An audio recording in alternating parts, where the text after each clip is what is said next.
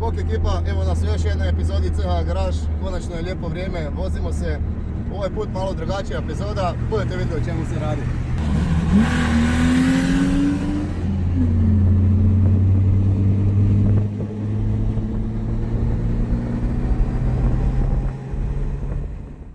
Ekipa Bok, evo znači došli smo do još jedne epizode gdje predstavljamo još jednog člana našeg community-a, a to je Orac. Bogo. A ovo je njegov šestica.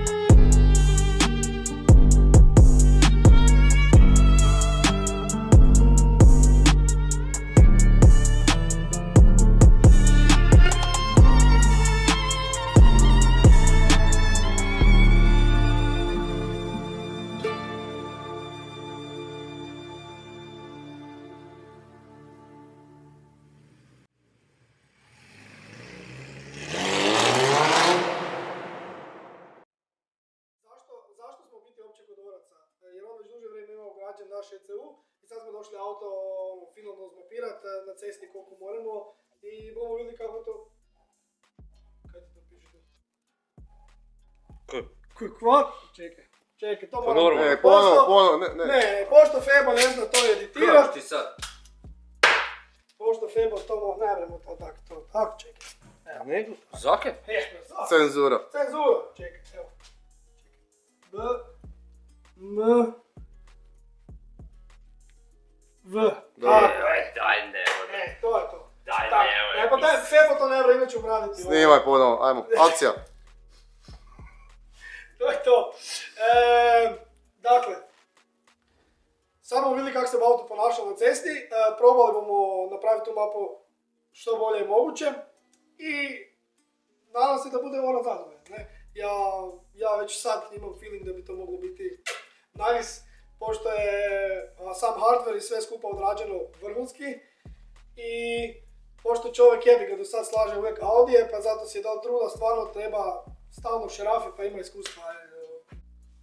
Eto, a u biti, pošto je Orac sam napravio cijeli taj svoj build, najbolje da vam vrhunski Audi mehaničar objasni zašto sad ima BMW. Pa nije to pitanje od danas, niti prekjučer, niti od prije 10 godina, nego to je pitanje od kad sam bio klinac. Dobio sam od ujaka autić jedan mali i to mi je bio najlepši autić od svih kojih sam imao. I znaš kako je to onda bilo 90-ih godina, u našem krugu gdje si ti mogli vidjeti da je to BMW, da je to šestica, da je to ne znam kaj. Ja sam vidio onda kaj je Lade Samare, Golf 2, kužiš i stojadini, ne znam, crveni stojadini je bio top, kužiš, nema boga, onaj koji imao dupli frgazer, taj je bio glavni, ne? I ja sam dobil autić i ja sam jednostavno mislio da taj auto ne postoji. Da to ne postoji, da je to samo, taj moj autić postoji. I to je bilo to. I onda, ne znam, za 2-3 godine sam ja zapravo vidio auto na filmu. Ne, i pitao tatu, pa to je moj autić, pa to postoji, ne? Pa koji, kaj je ovo, sin tam, ne, pa veli, pa BMW ti je to, ne? Pa koji BMW, pa ovo, sin tam. Mislim, prešlo dugo godina dok ja nisam saznao zapravo koji je to, nije onda bilo interneta i tak dalje, da saznam koji je to uopće model i zapravo ta ljubav je od uvijek meni samo isključivo za tim BMW-om i evo ga, išli smo prema tome da se san ostvari. Dobro, super. Dobro, ajde onda reci ti nama sad kako je onda na kraju taj tvoj san i tvoj auto došlo do toga da je na kraju tu sad stoji, evo Hrvatska. Kako je došlo do toga? Zapravo, uvijek sam gledal okolo po oglasnicima, bude sad taj trenutak, pa nikak da dođe taj trenutak. Jedno sam skužio da lovim neke koje ne budem mogao nikad uloviti jer cijena samo raste iz dana u dan. I rekao sam, mora negdje biti taj rez i neke se dogoditi, neke stvari pregristi u životu i da si odvojim za to. Jer inače lovim konstantno neke koje ne vršu ne? I prije 2,5 godine rekao sam, ništa, to je to, idemo. Zapravo, kaj je bilo krucijalno u toj cijeloj priči je da sam bio na sajmu oldtimera u Padovi i tam sam ja zapravo njega prvi put uživo vidio. Znači prije 3 godine sam taj auto prvi put uživo vidio. I vratio sam se doma, idemo. Oglasnici, grupe, face, sve živo. Učlani se, pitaj, raspitaj se, saznaj i rekao sam neke se mora dogoditi, to bude moj cilj. I išao sam k tome. Ne? Dobro, i kako si kupil onda, kako si kupil šasiju samo prvo? Da, kupio sam kompletan auto zapravo koji je tako reći bil spreman za registraciju sa nekakvim sitnim tehničkim nedostacima, ali nisam htio to tak, htio sam ga složiti iz nule, znači vratiti ga ponovno u tvorničko stanje, da bi jednostavno sad, kad ga završim, stavio točku na i rekao imam ga, vozim se. I u stvari si sad. Da. Da, super, da. Odlično. Imao sam par ponuda, kad se tiče tu u Europi. Bili su 2 komada u Poljskoj, mi je bilo interesantan, ali ipak sam se odlučio za ovoga u Sloveniji, jer isto smo 85. godište, isti mjesec proizvodnje, tako da rekao sam na neki način smo si suđeni i tak je bilo, kupio sam ga u Sloveniji, dopeljal u Hrvatsku i išli smo ga rastaviti. Totalno sve, da se pogleda, da se sanira sve u najsitniji detalj. Prvo kad se tiče šasije, drugo kad se tiče mehanike, malo tu prije bilo automatik, sad je 5 brzina Schaltung. Motor je ostao identičan, samo sam ga napravio generalku, fino sa originalnim dijelovima jer to je na kraju krajeva ta stara tehnologija, dobra. I i tu nema zapravo neke filozofije oko toga. Znači, u pitanju je stari dobar M30 B35, redni šestak 3,5 litre. Njega sam kompletno, znači, obnovil. Sa ove potrošne dijelove smo zamijenili, lageri, bitungi i tak dalje. Balansirana je radilica, jedino je olakšana za 3 kg, da bi malo mu, da ga oživnemo, da to više ne postane onaj brodski motor, kako sam čuo da ga nazivaju. Evo, stavljene su pletenice, nova generacija injektora, imamo six-pack bobine umjesto starog fartalera i to je to, naravno, bez standalona ništa toga ne bi bilo to. Ja sam to znao u početku i odmah, jer problemi sa starim Motronikom i sa svim tim, to sam htio izbjeći, to sam od prije naučio da... Htio sam, znači, da ostane to stara dobra tehnologija, popraćena sa novom pameti, koja će upravljati njime i znam da je to danas elektronika otišla puno dalje nego je to bilo onda zamišljeno tih 80-ih, ranih 90-ih godina. I znao sam da taj stand-alone kompjuter je ključ svega i da bude on taj upravo koji bude učinio razliku od onog starog prastarog motora, učinio nešto, izvukli više iz njega, njegov potencijal i kad se tiče same vožnje, udobnosti, jer imamo mogućnost prodiranja u sve pore nedostataka onda koji su morali kamuflirati sa više goriva. Da. Sad za one koji imaju dobro oko, vide da tu neke fali. A fali MAF. Sad, ovaj ECU nam omogućava da auto vozimo i ranamo u speed density modu, kaj znači za referentnu točku, za referencu si uzima kako bi injektirao gorivo, uzima si TPS, koji je također naknadno ugrađen sa ovim lijepim adapterom tu.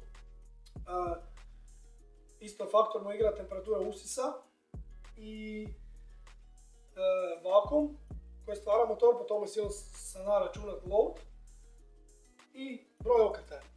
I po tome on naravno može u tabeli savršeno, možemo kontrolirati mu i kut paljenja i gorivo. Sa samim time što smo maknuli taj MAF, maknuli smo si 1000 problema. Koliko je to sigurno i dobro radilo godinama. Dosta je restriktivan i ne da nam nikakve puno mogućnosti. Neko bi uvijek trebao šerafit po MAF-u kad bi mi štelali smjesu goriva. I sad imaš ili jednu poziciju ili drugu, nema sad tu nešto između. Nama treba baš između u nekom drugom trenutku. Isto tak, zbog toga smo sa razgovorom sa Borcom smo se dogovorili da najbolje da on ugradi ovaj Compact sa 6 izlaza. Sa time smo zaobišli onu gljivicu unutra koja se vrti i onu jednu debelu bobinu. A sa ovim puno možemo finije kontrolirati iskru, dwell time, punjenje bobine, sve skupa, podebljati iskru di nam treba, smanjiti iskru di nam ne treba i sve skupa to puno finije radi. Znači to je to, kad se tiče motora, više manje, kako sam već i prije rekao, auto je prije bilo automatik, sad je 5 brzina šalt. To je sve preuzeto iz identičnog modela 635 CSI, tako da, a unutrašnjost je više manje sve ostala ista. Sam sam sve naravno dal obnoviti.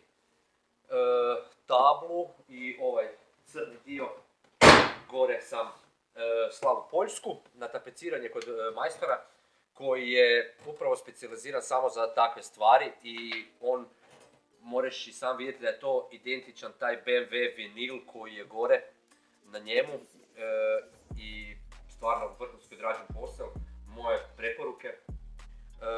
Unutrašnjost je malo i boja je promijenjena.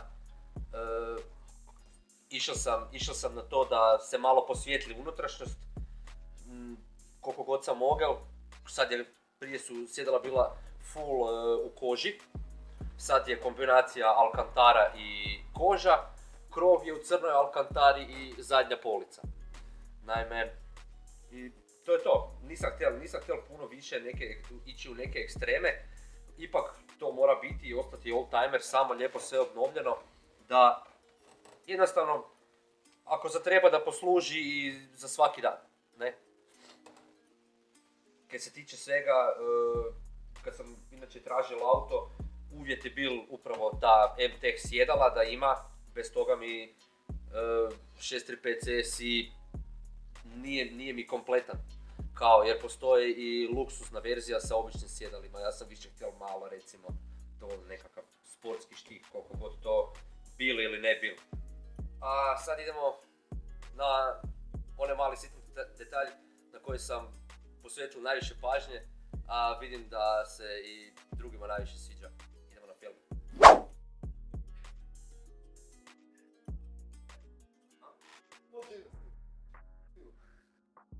Da, felge, ne? To smo se spominali. Da, felge, interesantno, neko si misli da, felga, to je to. Idi kupi tam, zmeri si neke, najdi na oglasnicima, svim tam. Nisam htjel ići u tom smjeru. Htio sam ipak za auto svojih snova neke specijalno. Naime, a opet sviđale su mi se, znači, te njegove originalne TRX felge koje su nekad bile proizvedene, znači one nisu u colnoj dimenziji, nego su u milimetarskoj dimenziji. Da, imaju 390 mm i to je Michelin specijalno radil gume za njih. Dobro, nebitno sad to. A naravno, ne bre meni to ostati na 15-16 cola, nema to smisla, znači opet s neke druge strane idemo malo to modernije, idemo u tom smislu. Pa sam proučavao, gledal i odlučio se napraviti, znači, specijalne custom felge za njega, koje su različite, zadnje su šire, naprijed su nešto uže. A opet znači da se iskoristi, da se iz tehničkih razloga poštuju sva pravila, da ne bi bilo nekakvih odstupanja i tak dalje. Odlučio sam se za izvedbu trodjelnih felga, znači srce original BMW-ove TRX-ice, ove su napravljene u 18 cola, naprijed je 8,5, širina iza je 10. Naprijed ET felge je 0, a iza je 5. Dobro, mislim. Tak je mašina udrla, ne? Da, manje. I da bi to sve to malo mi prizemljili, da bi to opet došlo do izražaja, ta felga i tak dalje, morali smo malo ispustiti auto. Odlučio sam se za MTS Gewinde, s kojima sam imali jako dobrih iskustva i mogu reći da su se na kraju i evo na BMW-u isto jako dobro pokazali.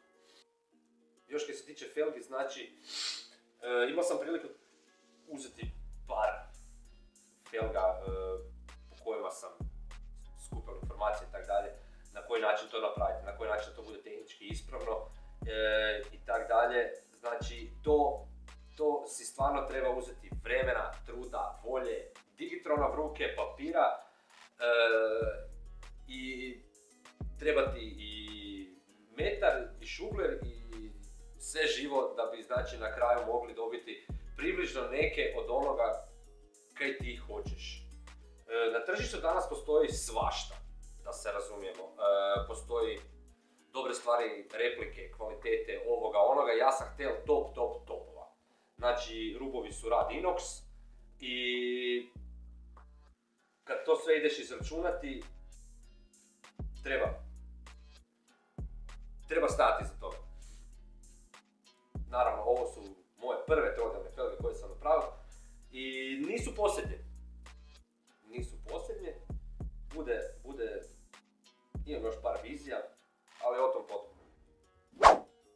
Znači, to je bilo to što se tiče nekakvog brzog reviewa ovog auta.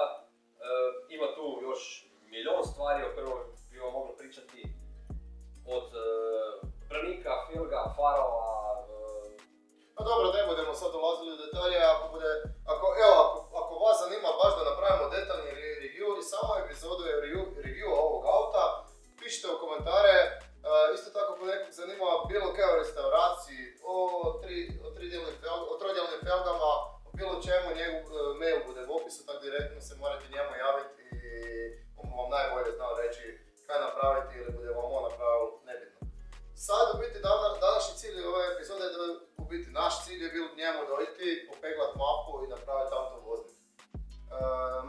ugradili ECU u auto je opalil i stavimo je bez mapu.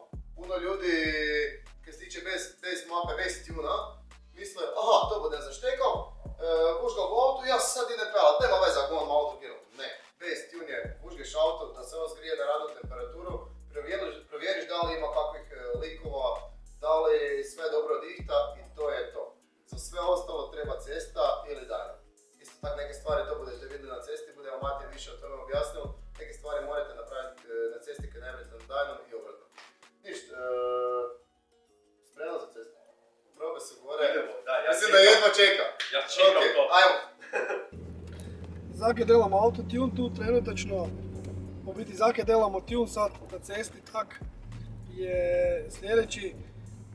Naravno ne bomo sad išli neke granice snage, tu ne bremo po bad dajnu to zmijeniti te stvari, ali hoćemo da orac se more voziti s autom i da ima prilično dobro neku normalni AFR i nekakvu normalnu potrošnju, pa stoga idemo napraviti mali road tune, čisto da auto zdravo ide i tako, a za sad već se to jako dobro pozna, razlika između od kad smo složili unutra ECU i sad na ovom road tuneu. Evo tu se vidi, crveno su polja koja smo oduzeli gorivo, a plavo su polja koja smo dodati morali gorivo. Ova tu tabela je tabela koliko smo od targeta i do targeta. Di je zelena kućica, znači da smo spot on na targetu, a žuta je da smo otprilike blizu targeta. Sve skupa trenutačno auto idla na nekih 13 i nešto. Ti stari M30 motori vole malo masniju smjesu, ali nije to jebiga, ne znam, TFSI, ne, ipak je to jedna bregasta. Ali sve u svemu auto se fenomenalno vozi, fenomenalni feeling je. Da. Flashani si opće pojavom tog auta, tak da, ne znam, i da se ne vozi i da ga guramo bi dobro izgledalo, tak da to nije mjerodavno, ali auto ima sound, Isuse. kaj reći, ne. Ali to još nije finish, znamo da nije, ima još... Situacija je naime sljedeća, najbolje je da se uzme vlasnik auta i da se s njim vozi taj road tune, jer on najbolje zna kak je taj auto išao prije, kak ide sad, di su mu, kak mu paše, i on ga vozi u režimima kak se mu vozili inače. Iz toga te stvari moraš napraviti samo na cesti. Dajno, pulove i ići na onaj konačno krajnji kut koji je mogući voziti s tim autom prije noka, da se dobije maksimalni performance, to se mora odraditi jednostavno na dajnu. Ali i nakon dajna se mora napraviti ovakav road tune, da vidiš da među ubrzanja i takve stvari da se popegnu jednostavno. Jer ta među ubrzanja i takve stvari jednostavno moraš napraviti na cesti, to je teško simulirati na dajnu. To je stvarno jako teško. Kaj se tiče sad ove mape, trenutačno smo dosta konzervativni s kutom. Kaj se tiče kuta, dosta smo konzervativni, još uvijek je sve to safe mapa, niti nismo išli mapirati na neki performance teški, ali u svakom slučaju ova mapa funkcionira zdravo, bez noka, bez ičega i ne znam, mislim da je orac isto oduševljen kako to se sad vozi, jer ja osobno sam mapirao prije neko kratko vrijeme jedan slični M30 i mogu reći da je ovo vrh kaj sad trenutačno imamo i mislim da samo mu fali još par nekih sitnica, finesa kaj se tiče idla, malo ćemo idle mod poboljšati i to je to, one-up neki enrichment još malo drugačiji.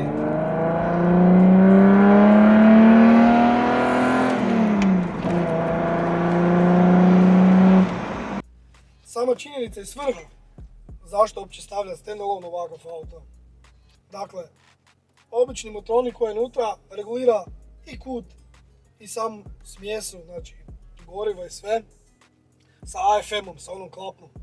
E sad, auto po naporu ima različite režime vakuma i različite režime vuče zrak na uzasnu. I tu je on limitiran. Znači ti njega ne biš više zamastiti. Sve je to ok kad ti nemaš nekakve preinake, neke na auto, nikakve ispušne grane, ništa. Ok, standard, onda funkcionira dobro. I ta klapna, teško je zaštelati. Ja u ovoj varijanti imam savršenu kontrolu i kompletan nadzor nad svim segmentima broja okretaja. Dakle, svakih 100 okretaja i od 0 do 100% napora motora. I to naravno nam omogućava nekakvo obogaćenje smjese u određenim režimima rada u kojima normalni motornik to ne radi. Tipa throttle blip, tipa ne znam, deacceleration, tipa u mid-range-u kad se flora auto i u tim svim segmentima možeš enričat ili obogatiti smjesu. Moraš obogatiti smjesu i tako da onda auto puno bolje responsive, puno bolje reagira na gas. A da ne govorim da u nekom kruzu možeš smanjiti AFR na 14 i auto ne troši milijardu litara kak inače. Ne. Znači možeš se stvarno složiti za performance, možeš se napraviti birat više mapa i takve stvari.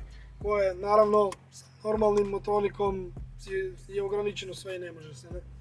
Kaj je najbitnije, imamo live nadzor nad svime time i to je kaj nama koji pokušavamo auto mapirati omogućava tu cijelu situaciju. Ne? Znači ne moramo EPROM vaditi van, flashirati, staviti ga unutra, ići se voziti, gledati AFR, ja ga vidim tu live i live ga mogu korigirati.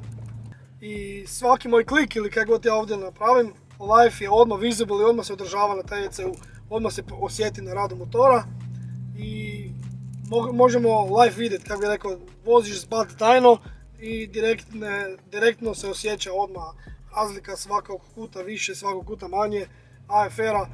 Evo, Orac je odmah prepoznal isto prije smo išli da sad puno glađe radi zato kad je auto bil premastat prije.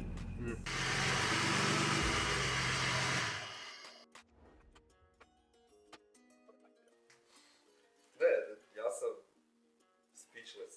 Speechless? Ne, uopće pazi, znači, ja sam vozio taj motor prije, doduše, malo k njemu.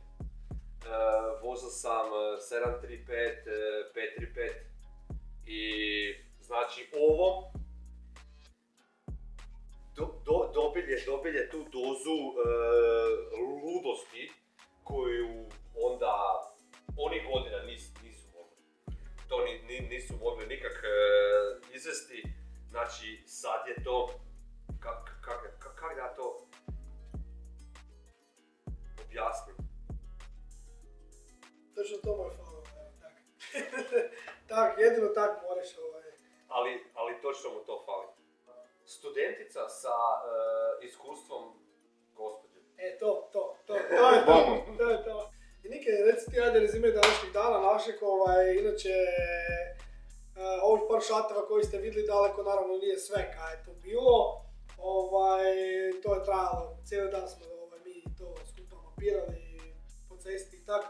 Tako smo dobili u taj stadij kojem je sad. A Nike, evo reci ti meni, se splatilo to sve skupa? Ko je stari moj? Kaj da li se isplatilo? Sve skupa to, da li se isplatilo i instaliranje ECU-a i tvoje muke i tvoje sveukupne muke oko auta i toga sve. Pa to je točka na i. To je točka na i, ono kaj mu je trebalo. Onih dana, naravno, toga nije bilo moguće, nije bilo te tehnologije, ali definitivno, znači, nema upita oko tih stvari. Nema upita. Meni je ovo bila samo jedna potvrda, znači, na sve ono kaj sam ja i očekivao, a dobro sam i više od onoga kaj sam očekivao. Znači, od responza, svega. Zapravo, to je taj isti motor, znam da je, ali ima taj drugčiji duh u sebi. Primijetio sam i ja da je. Možda nismo sad dobili neke 500 Ne, konja bez veze. te performanse peglamo na dajnu, tak da. Da, to ne vjerujem, ali dobili smo drugi motor u istom motoru. Sad recite ljudima kak je bilo danas tebi nakon 2 godine kad tu si delao na tom autu napraviti taj prvi kilometar na auto tu po tom rodnom gradu. Znaš sam, bilo si kraj mene cijelo vrijeme i zapravo too much emocija za jedan dan na jednom mjestu od samog mapiranja, vožnje ja sam ujedno pratio neke druge stvari na autu koje sam ja radio, koje su meni bitnije, ovjes, ležanje, držanje na cesti, da nije negdje neke i tak jednostavno, ali, znaš kaj mi se posebno dojmilo? Tu smo sad skretali unutra v kvart i vidio si sam ono pogledi ljudi kroz dan po gradu. Ne? To je ono, šok. Svi gledaju, kreću glavu, drago mi je to. Znam, ljudi razmišljaju, sjećaju se tog auta iz nekih vremena i tak dalje, ali ono koje mi se posebno dojmilo danas na igralištu, tu djeca nekakva su bila jadna, sa košarku su igrali tak neke i ja sam čuo kroz prozor, Isuse, gle ovo! Ja sam se splašio, ja sam mislio da se neki drugo događa tam neke, znaš, ja se okrenem, ne, i vidim djeca zanemela, lopta opala i oni gledaju auto. I zapravo to mi je bilo najdraže v tom cijelom danu, jer vidim da za ove mlade generacije možda ipak ima nekakve nade da ne gledaju samo one Tesle, Rimce, da je to neke, nego jednostavno Da ima nade. tu je duša. Da, definitivno. I neko ne romobilni hitiju tam one. zrežaju s flexom. A u biti sad kada razmislim, na kraju krajeva i ja sam bil taj isti klinac tam prije 30 godina i gledao takve aute i jednostavno i ti klinci jednog dana ostvare svoje snove kako sam ja svoje. Neka oni djelaju tamo negdje, ne? Da. To bi bilo super. Ništa ekipa, odličan dan, savršeno sve prošlo, vidimo se u sljedećoj epizodi.